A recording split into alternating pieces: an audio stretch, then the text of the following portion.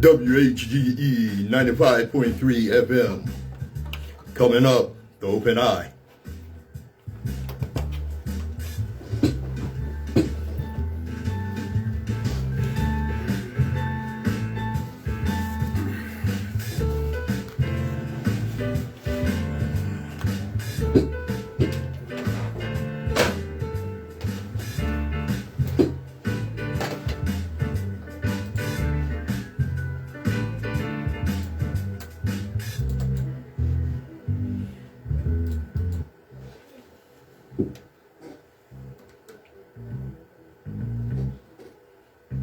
Hey, Sherry, good morning. How you doing, sister?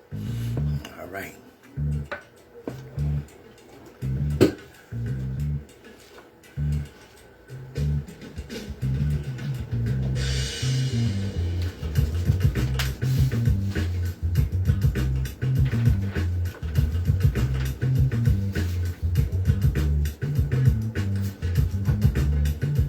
Those of us that indulge in or commit intellectual violence don't do so for the pleasure of mental masturbation or ego diddling. We do so because the chains of oppression on our people's minds are deep and difficult to remove.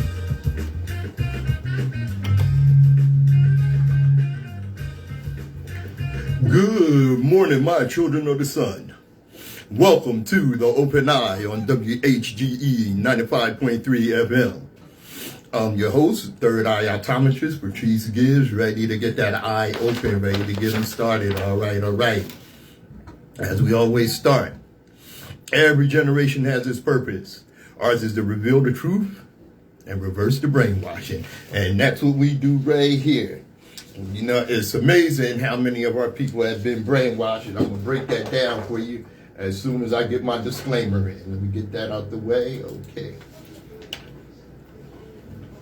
The views and opinions expressed on Open Eye are those of the hosts, guests, and contributors, and do not reflect the policy or position of WHGE 95.3 FM, nor our sponsor, the Delaware Center for Homeless Vets. Any content provided by Open Eye's hosts, guests, or contributors are theirs and are not intended to malign any religion, ethnic group, company, or individual. All right. Yeah, you're on the Open Eye. You ready? I said reverse the brainwashing because black folks will go through school their whole life reading history. History books written by white people. But the moment you tell them to read some outside sources written by black people about our history, they have an immediate distrust towards it. Yeah. How much more backwards can we be as a people? Damn. Only people who have been successfully miseducated have no desire to know their past and resent those who do. And that's a fact. I've seen people, I've dealt with people. Why you always on that black stuff? You know, I had a lady one time on the bus stop told me, I don't need to know all that history stuff. I don't need to know all that history stuff. I know Jesus. Lord have mercy. No, you don't. That's word. It's just amazing. Speaking of our history, because our history did not begin with slavery. Slavery interrupted our history. For instance, let's take the Mali Empire. The Mali Empire was known for its wealth, culture, and scholarship. And it's considered one of the greatest empires in Africa, in the world, actually. Producing almost half the gold in the old world at its height. The empire's wealth came from trade, which connected West Africa to North Africa and the so-called Middle East. Trading gold, salt, ivory, slaves. Yeah, you see, I paused right there, huh? Because don't get it mixed. It didn't deal in chattel slavery, which is unique to America. It dealt in cowrie shells, peppers, and cola nuts. The empire's agriculture was based on the fertile land created by the Niger River's regular flooding of the surrounding dry grassland and savanna, with their main crops being sorghum, millet, yams, and African rice. Hey, Steve. They also had livestock, primarily cattle, goats, sheep, and poultry. The Mali Empire was known for its vibrant culture and architecture. The empire's mosques, like the Great Mosque of Djenné, were impressive, multi-storied structures with towers, huge wooden doors, and tiered minarets. It was a learning and intellectual hub, with the city of Timbuktu becoming a major center of Islamic scholarship. Timbuktu's libraries contain thousands of manuscripts on a wide range of subjects. And of course, the famous Mansa Musa used his wealth to create centers of learning in the empire. He is also remembered for his pilgrimage to Mecca in 1324, where his luxurious spending and gift-giving diluted the value of gold. At its peak, the Mali Empire boasted a military force of around 100,000 soldiers, including a cavalry corps of approximately 10,000 horsemen, with the latter being one of the strongest elements, with their armored cavalry wearing gambesons, leather jerkins, and chainmail. The Empire of Mali. And I said one of the most powerful, one of the most important empires on the African continent. As I said, our history didn't begin with slavery and Jim Crow. But let us not forget what happened. Let us not forget what the current school system in states across the country are too uncomfortable to teach, don't want us to teach, don't want children to know about. They shouldn't learn it because it makes white kids uncomfortable. I don't give a damn about their discomfort. Because black children are still dealing with the racial attitudes that have been passed down for generations. Not only racial attitudes, but the racial attitudes that were shaped by the crimes of oppression committed against our people. For instance, let's remember Mary Turner.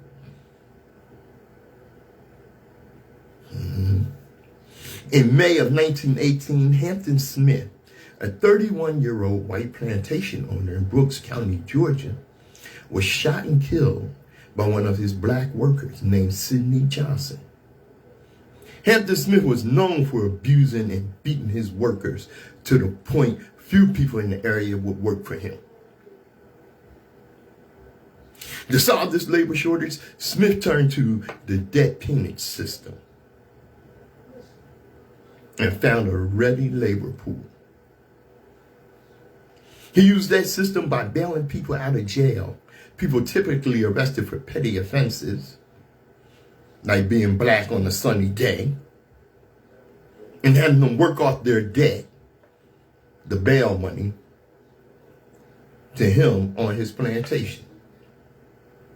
19-year-old Sidney Johnson, arrested for rolling dice and fined $35, was one such unfortunate person. After a few days of work on Smith's plantation, and shortly after being refused his earned wages and beaten by Smith for not working while he was sick, Sidney Johnson shot and killed Hampton Smith. What ensued after the shooting was a mob-driven manhunt for Johnson and others thought to be involved in his decision to kill Hampton Smith, who had it coming. That manhunt lasted for more than a week and resulted in the deaths of at least 13 people, with some historical accounts suggesting a higher number of persons killed. One of the people killed was a woman named Mary Turner. 20-year-old Mary Turner, 8 months pregnant at the time, and whose husband had been killed in this lynching rampage of terrorism on Sunday, May 19th, publicly objected to her husband's murder. She also had the audacity to threaten to swear out warrants for those responsible. Those unwise remarks, as the area papers put it, enraged locals. Consequently, Mary Turner fled for her life, only to be caught and taken to a place called Folsom Bridge on the Brooks and Lowndes counties shared border. To punish her at Folsom Bridge, the mob tied Mary Turner by her ankles, hung her upside down from a tree, poured gasoline on her, and burned off her clothes. One member of the mob then cut her stomach open, and her unborn child dropped to the ground, where it was repeatedly stomped on and crushed by a member of the mob. God damn! What kind of people would do something like that? Her body was then riddled with gunfire from the mob. Later that night, she and her baby were buried 10 feet away from where they were murdered. The makeshift grave was marked with only a whiskey bottle and a cigar stuffed in its neck. 3 days after the murder of Mary Turner and her baby, 3 more bodies were found in the area, and Sidney Johnson was killed in a shootout with police on South Troop Street in Valdosta, Georgia. Once killed, the crowd of more than 700 people cut off his genitals and threw him in the street. A rope was then tied to his neck, and his body was dragged for nearly 20 miles to Campground Church in Morgan, Georgia, 16 miles away. There, what remained of his body was burned. During and shortly after this chain of events, it was reported that more than 500 people fled Lowndes and Brooks counties in fear of their lives. Some may ask, why bring up the past and these atrocities now? It happened so long ago. We think we should bring these crimes up and face them for many reasons. We should bring them up to acknowledge the lives lost, along with the reality that no justice has ever occurred for the victims, their families, and so many others affected by these events. We should bring them up because few in the region speak publicly about these events, yet wonder why race relations in the area are so often strained. We should bring them up because these events remain one of the most gruesome cases of racism and racial terrorism in this nation's history. Yet they are omitted from the history we teach our children. We should bring them up because Mary Turner's murder remains one of the most horrific crimes committed against a human being in this nation's history. And last but not least, we should bring these events up so we can face our collective past in order to see how it might affect the present and the future. WHGE 95.3 FM, the Open Eye.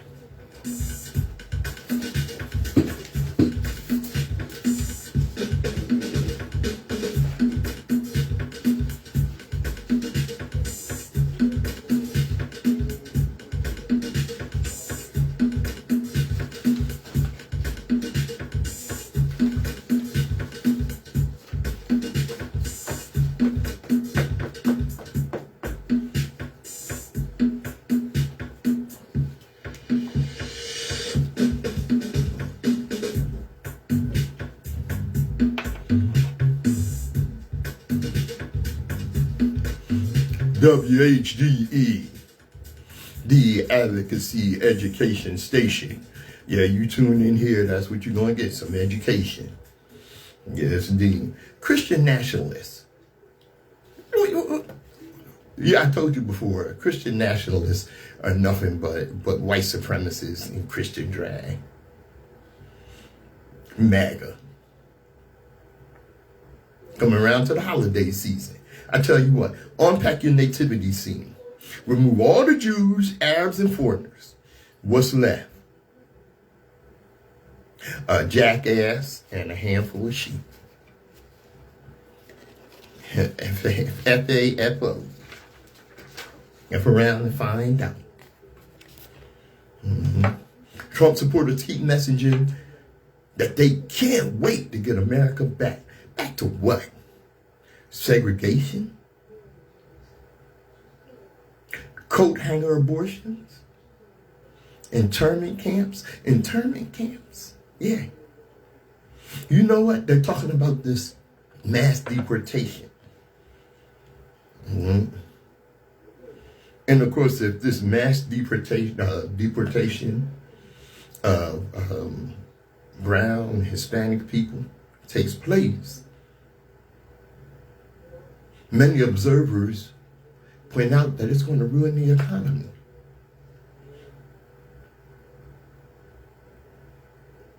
Yeah. Sister Sherry said, back to slavery is what many of them want. Exactly.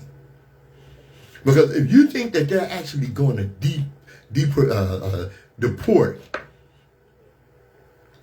some 20 million people who are migrant workers, farm workers, taking jobs that Americans won't take, especially not white MAGA Americans, you're tripping. I'm going to tell you what's going to happen. This is why all these FEMA camps and privatized prisons, their stock went up big time. And I'm going to tell you why. Yeah, they're going to go around and they're going to gather up these people, but they're not going to deport them. Because they're illegal aliens, they committed crimes, and they're going to put them in privatized prisons and then implement the 13th Amendment, which says slavery is abolished except for those duly convicted of a crime. And that's what they're going to do. They're going to enslave these people. Many Hispanic people voted for Trump. F-A-F-O. Yeah. And you know what? You voted for Trump, right? Vice President Trump. Yeah. And Junior Vice President Vance. Because Elon Musk bought in to the presidency. He's calling the shots. And the Republican Party is in shambles because Elon Musk is calling the shots on the crucial budget bill. And he plunges the government towards shutdown. Yeah. Just 2 weeks ago, the headline would seem improbable. That's word. Yeah, I hear you, Sister Sherry. They need to look at themselves since they have a higher crime rate than that of any immigrants. Now, anyway, like I said, just 2 weeks ago, the headline would seem improbable. Musk spikes the budget bill. What did the world's richest man have to do with legislation that would stop a government shutdown? It's a good question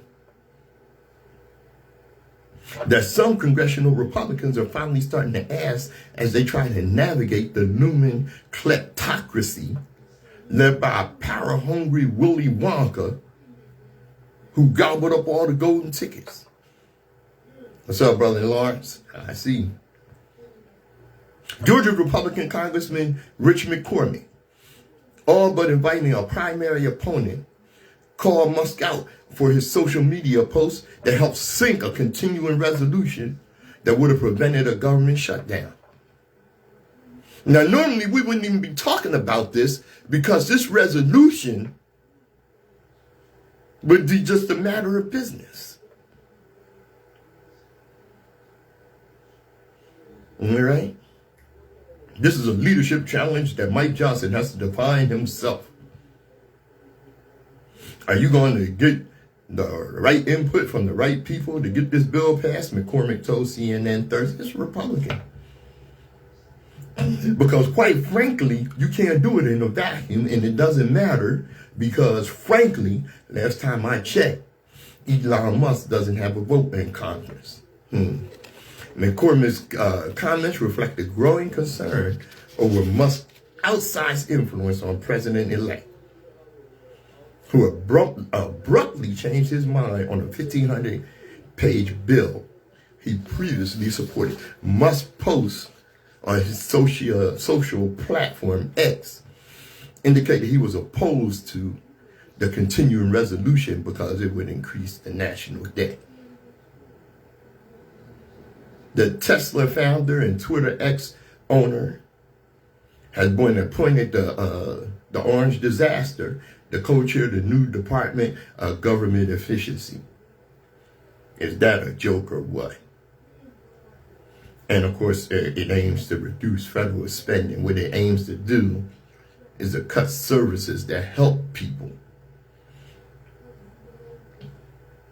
You actually had something that welcomed Musk interference. Rand Paul said he should be named Speaker of the House. And of course, that's a suggestion championed by Marjorie Taylor Greene, Prince's stupid ass from Georgia. But there's a growing consensus that the tech billionaire has overstepped. The neophyte should not be setting the agenda. That was from National Review columnist Noah Rothman. Musk would benefit from the humility that accompanies acknowledged ignorance. Brother Haru, Jafar, I see y'all. Musk's campaign to torpedo the bill played out through hundreds of frenzied posts on X, filled with hyperbole and fuel threats. Because what he's doing, he's threatening anybody that goes against him with being primary. And that he has unlimited resources to bring a primary opponent in and make you lose your seat. Okay, the political pitfalls for the party that instigated a shutdown at a time that would be maximally advantageous for Democrats, who are capable in practice demagogues when it comes to government shutdowns, would seem obvious. But they're not obvious to Musk. That's what Rothman said. Every 3 years, Republicans who are duly concerned about the nation's physical trajectory convince themselves that this time a government shutdown would actually be popular. Okay? Yeah, they do this every few years and you know, talk about fiscal responsibility when Democrats are in power. Yet every time they get in power, they blow the deficit off the roof. The richest man in the world says he wants to shut down the government, forcing millions of American workers, including our troops, to go without pay through the holidays. It's insane. The Republicans are following orders because they were supposed to vote on a Friday, Thursday even, to keep the government going. So the shutdown was looming, but the Senate early Saturday morning overwhelmingly approved a bill to avert a prolonged government shutdown just hours after the House passed the measure with widespread bipartisan support. Somebody had some gazongos finally. The Senate vote came just after the Friday midnight deadline that would have marked the beginning of the shutdown. So, you know, they avoided the shutdown instead of what Elon Musk. Man, what the hell? You know, it's something. Must spend billions. Destroyed his brand to create a 1930s Germany. And you know what he got? 1780s France instead. Imagine spending billions of dollars trying to be the main character, thinking you're bringing back the glory days of some twisted version of the past. You thought you were setting the stage for power, for control, for everything to bow down to your so-called genius. But instead, what you got was chaos, pure, unfiltered chaos. He wanted 1930s Germany, strict order, blind loyalty, and everything falling in line. But what you actually got is more like late 1780s France. And let me tell you, that's not a compliment, because guess what the people you underestimated, the ones you mocked, silenced, or ignored, they're out here lighting the torches and sharpening guillotines. Figuratively speaking, of course. They've got receipts, they got voices, and they're done playing with your game. This is what happens when you underestimate the power of the collective rage. You thought you could buy influence by loyalty, by silence. But money can't fix what's broken when the people decide they've had enough. They're billions. You can't outbid determination to take the power back. So yeah, you tried to rig the board, but the players are flipping the whole table. Welcome to the revolution TikTok generation. Hope your billions come with the return policy, Elon. That's from Sister Rita Michelle. Yeah. WHGE 95.3 FM. The Open Eye.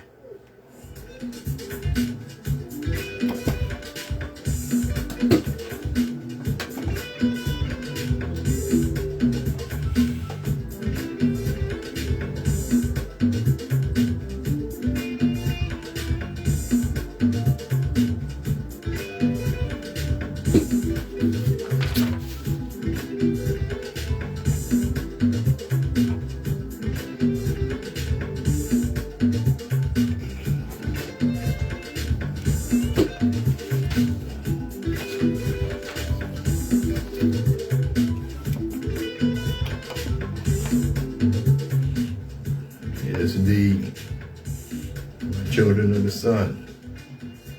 This is Patrice Gibbs, your third eye optometrist.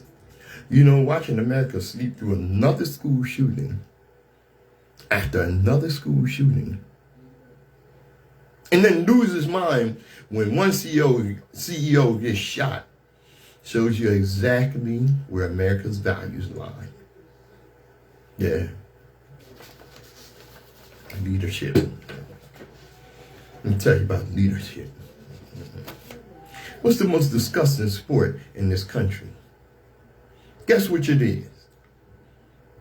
The NBA, the NFL? Check this out. In this sport, 36 have been accused of spousal abuse. 7 have been arrested for fraud. 19 have been accused of writing bad checks. 117 have directly or indirectly been bankrupt in at least 2 businesses. 3 have done time for assault. 71, I repeat, 71 cannot get a credit card due to their bad credit.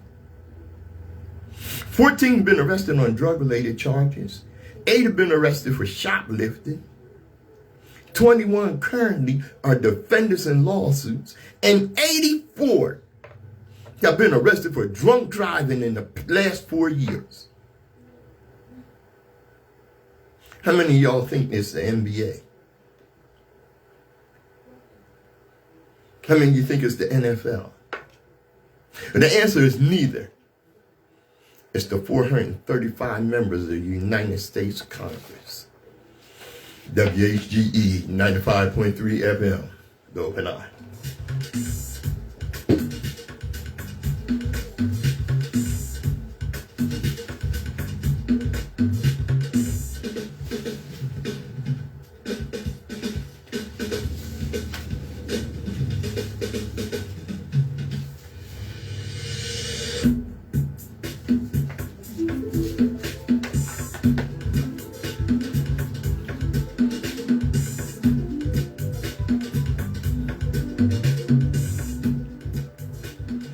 Yeah, this is your leadership.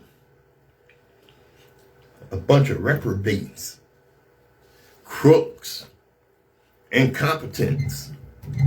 Yeah, I know a lot of people thought it was the NFL, the NBA. Nope. Nope.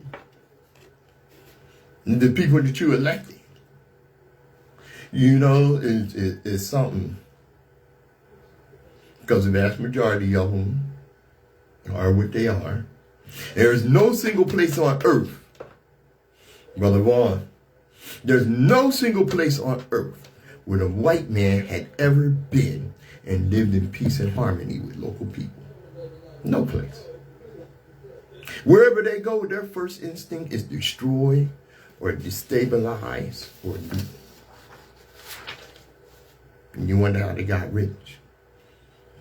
Listen, no one is vilifying rich people. They are villains. If you run $1 billion company, give yourself millions in dollars in benefits, but pay your individual workers less than a living wage and give them crappy insurance, what are you if not a villain? Yeah. Attacking the rich is not envy. Oh, you're just pushing class war. No, it's not envy. Self-defense. Because the hoarding of wealth is the cause of poverty. The rich aren't just indifferent to poverty, they create and maintain it. I'll give you some more on that in a minute.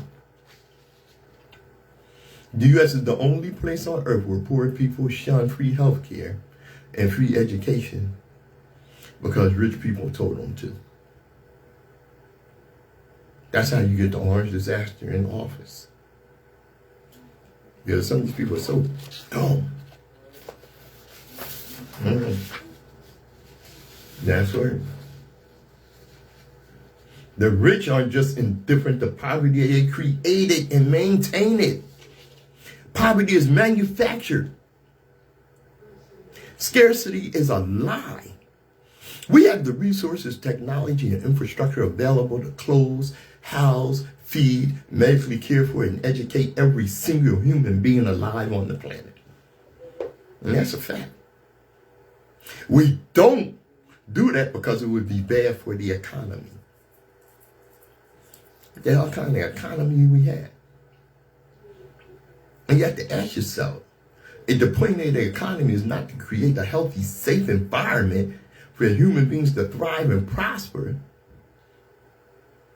just what the hell is the point of the economy if doing what's good for the economy is bad for humanity? Then obviously the economy is fundamentally structured in a way that's bad for humanity. And it should be restructured. It should be restructured into something that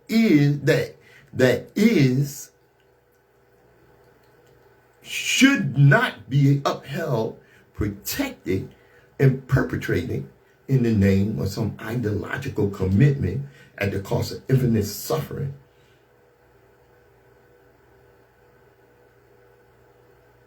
It should be fundamentally structured in a way that helps people into something that is good for humanity. It's called balance, and they have no idea of that.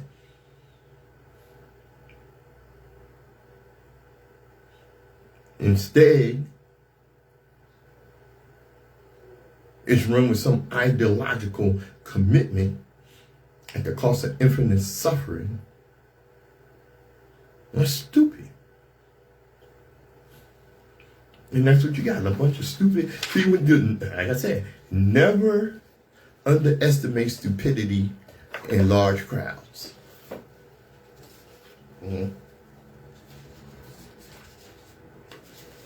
Yeah.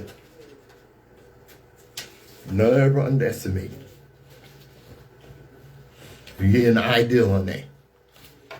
The most damaging myth in American politics is that the Reagan era was good for the economy. Ronald Reagan may roast in hell and the devil sodomizing with a pitchfork. He birthed the era of trickle-down economics. The only thing that trickled down was piss, and y'all sucked it up. Trickle-down economics, exotic tax havens, budget slashing, and union busting. Reagan, may roast in hell, may the devil sodomizing with a pitchfork. He set the stage for the tragic decline of America's once thriving middle class. And you fools still worship him. Man, I remember when he died, and my employer at the time showed me a picture of Nancy Reagan laying on the casket. And I just shrugged and kept it moving. He said, can't you have any compassion? No. Hell no. That bastard did a lot of damage. Just to give you an idea. You can think Ronald Reagan is the reason that you live in a food desert and your grocery bill is high and no one ever wants to talk about it. Okay? They want to preserve his legacy. That didn't really exist. In 1930s America had a problem. It was big chain grocery stores, specifically A&P. Because of their size, big chain grocery stores like A&P were forcing their suppliers to give them preferential treatment over smaller local grocery stores. Food manufacturers had no option but to comply, because for most food manufacturers and farmers, A&P was their biggest client. The big box chains also forced them to lower their prices over what they would normally charge to the local grocers and independent grocers. So they ended up selling less and more expensive food to local independent grocery stores. And more food at a less cost to the block chains. Now Congress found out about this, and they came up with the Robinson-Patman Act. The law banned price discrimination, made it illegal for retailers that demand special deals in order for preferential treatment. Essentially what it means is that every retailer, regardless of the size, gets the same deal. And it worked the most in rural neighborhoods in America. And North Dakota had about 3 grocery stores. And the most poorest neighborhood in America had about 6. And for a little under 50 years, everything worked perfect. That wasn't until Ronald Reagan, may he roast in hell, may the devil sodomize him with a pitchfork, got elected. The Republican demon saw the Robinson-Patman Act as an economically illiterate handout to small businesses. He also said that it stifled American innovation and business. And of course, after they stopped enforcing it, big box chains like Walmart started aggressively strong-arming their suppliers. And because smaller chains couldn't keep up, they just shut down. And big box chains control the prices now because they're the only places you can buy groceries. And that's why your grocery bill is so goddamn high. Because of Republican demon Ronald Reagan, may roast in hell and may the devil sodomize him with a pitchfork. This is the Open Eye. I'm Patrice Gibbs.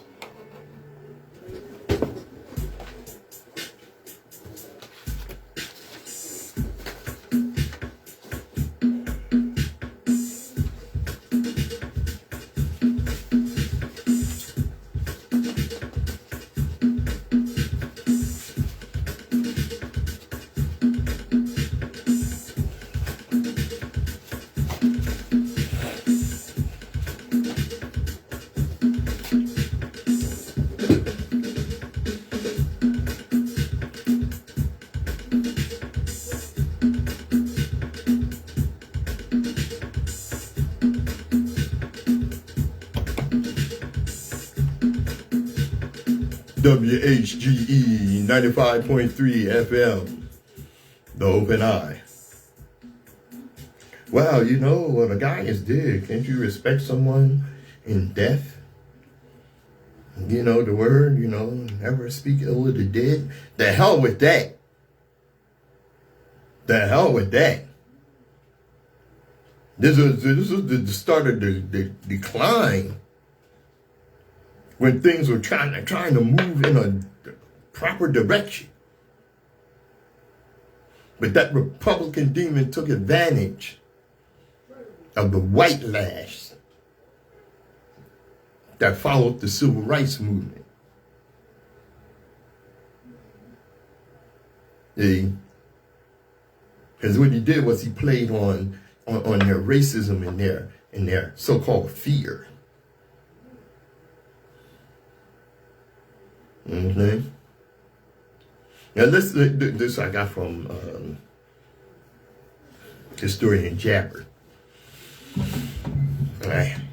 Let's get this straight.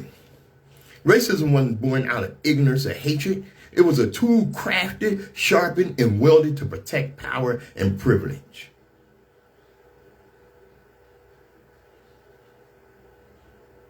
The invention of race justified oppression, exploitation, and most importantly, the hoarding of resources by those at the top. It's a system. It's not an accident. And once they built this system, made in a way to make it stick, the criminalization of blackness, and made it easy for reconstruction today, the narrative has been clear to justify exclusion and violence and label black people as dangerous. It's not about crime. It's not control. Now let's talk about freedom for a second. Whiteness has always been tied to the ideal of liberty, but only for a select few. This isn't freedom.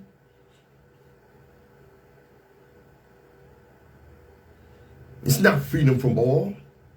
It's freedom for those who benefit from the exclusion of others. Everyone else, good luck. Take housing. The segregation we see today didn't just happen, it was planned. Redlining, zoning laws, restricted covenants, locked black families out of home ownership. White suburbs flourished while black neighborhoods were starved of investment. This wasn't a fluke. It was policy. It sought a racial wealth gap so vast it feels insurmountable. Generational wealth didn't just fall into the hands of white families. It was handed to them through loan policies and opportunities denied to black families. Black people were locked out and white people were let in. That's not coincidence. It's systemic. But it's stopping housing and health care. Black exploitation and abuse for centuries, from experiments without content to being denied care. Their pain was seen as a resource to be used, not a reality to be treated. And that legacy looks on in the disparities we see today. We know this because the history books don't tell the whole story. So we will teach a version of history that's carefully curated to make us feel good about ourselves. The lies aren't always outright. They're often lies by omission. And those omissions shape what we think is normal people. The truth is staggering. Enslaved black people didn't just build America, they were the engine of its economy. Cotton wasn't king because of the soil. It was king because of free labor. Every corner of this country's wealth was built on stolen labor and stolen lives. And yet, when black people demand justice, the system reacts like the problem is their anger, not the violence that created it. Black women especially face constant silencing, even though they've been at the forefront of every fight for liberation. America's response? More violence, more suppression. So what now? Reparations got us a favor? Not as charity, but as justice for centuries. Black Americans have been robbed of wealth, opportunity.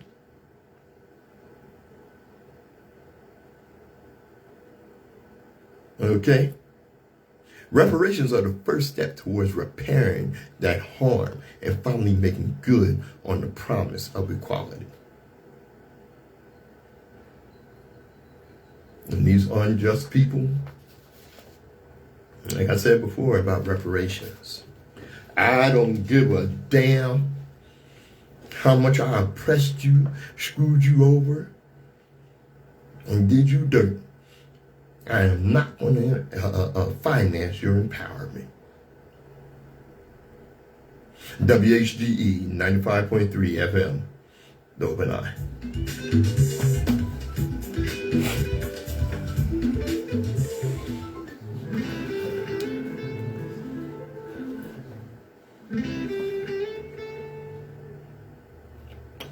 This is Patrice Gibbs. All right. Let's do this right quick. Okay. Yeah. You ever heard of this guy? He's becoming well known on the internet. Shaheed King Bolson. He's a very interesting cat. Yeah, he's a white guy from the Midwest who converted to Islam. And he don't hold it back, you know. But you hear the guy speak, Shaheed King Bolson, he almost sounds like a brother that used to be in the nation. And I say that as a high compliment. Because if you listen to some of the brothers from the nation, including Malcolm Farrakhan, and some of the younger generation that's coming along now, it's a brother over in England, over in Britain, I forget his name. But these are very adept social observers. And they're able to explain what's going on, you know, in an articulate manner that is palatable to someone with an eighth grade education.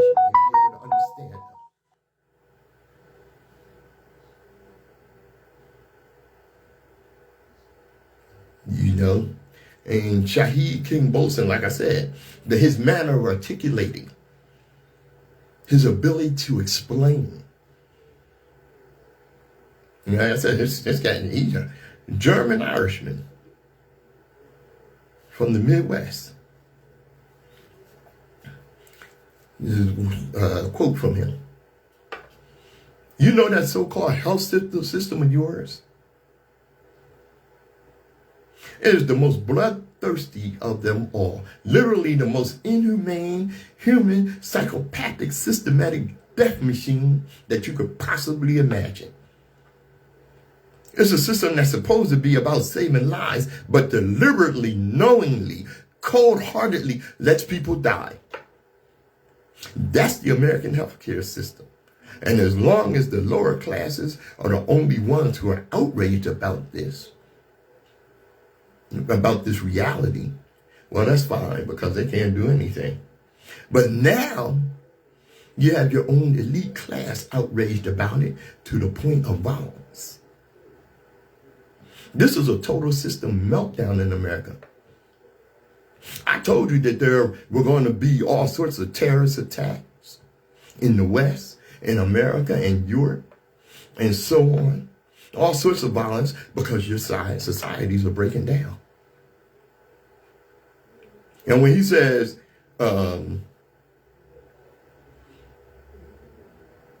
Your own elite class have outraged about it to the point of violence.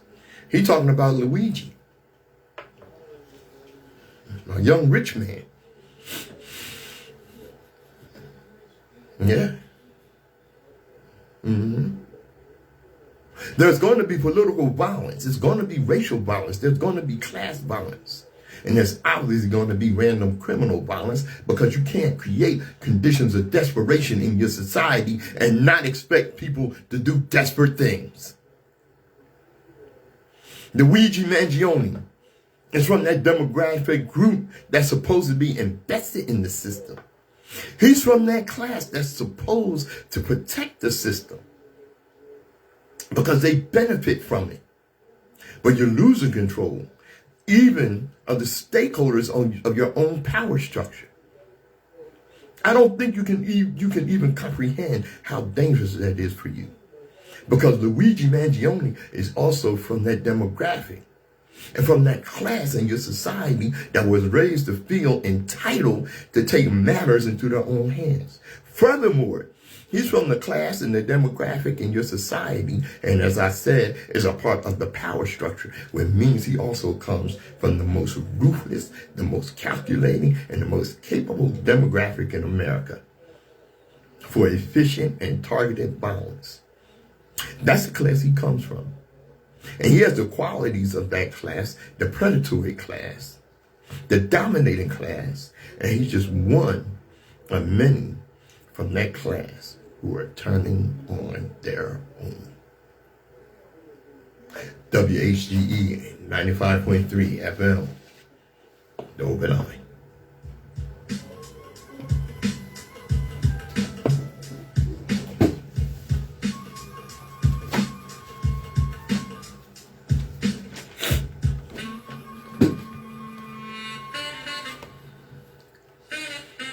Yeah.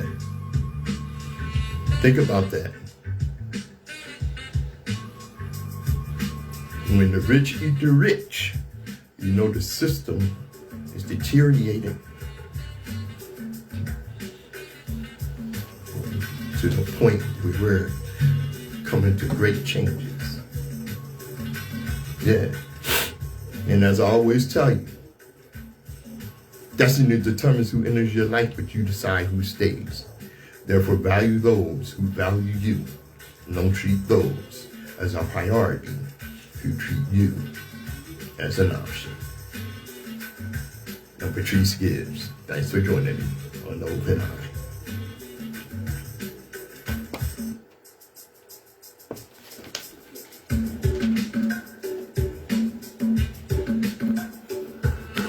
All right. Thanks for joining me. As I always tell you, global African supremacy, because the world was a much better place when the black man ruled. I'm Patrice Gibbs.